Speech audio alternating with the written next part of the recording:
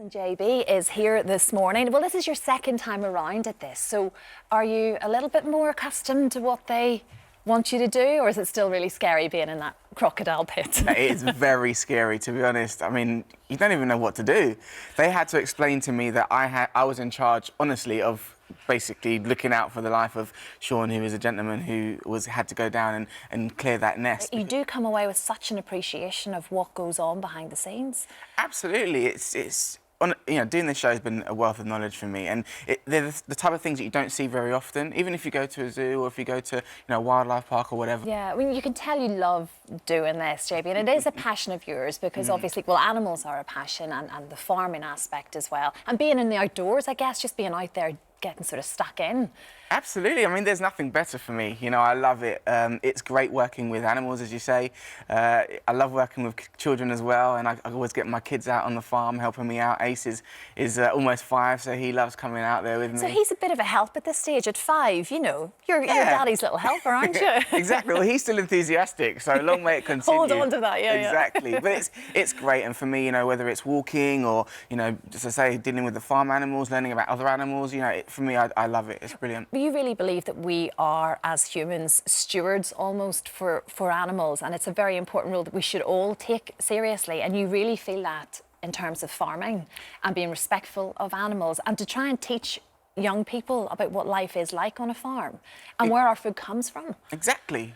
For me, I think it's about having that greater appreciation. I do various different shows encouraging farming, and I've worked with various different people as well, different companies, encouraging that. But actually, for me, it's a greater appreciation.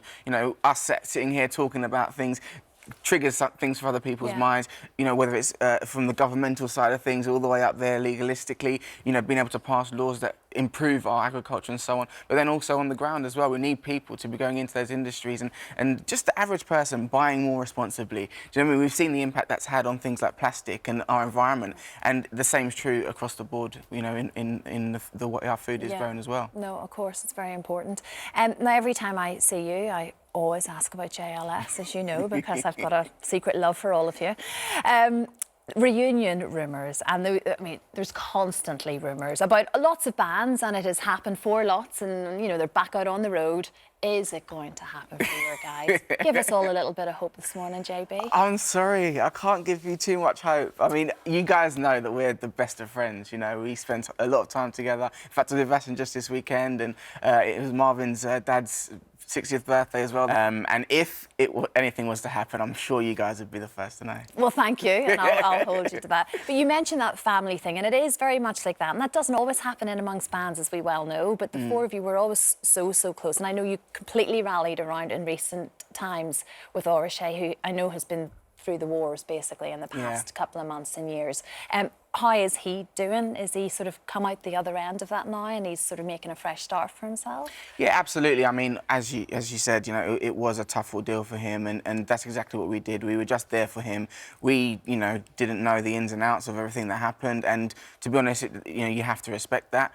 And thankfully, as you say, he's come out the other end, and he's in a good mental space, which is, the biggest thing. And, something like that has a profound effect on everything, and obviously, professionally, that's really impacted him. So, this is now time to build, and so we're here for him, encouraging him in that, and whatever he chooses to do next, I'm sure will be a success. Yeah, well, JB, as always, it's great to see you.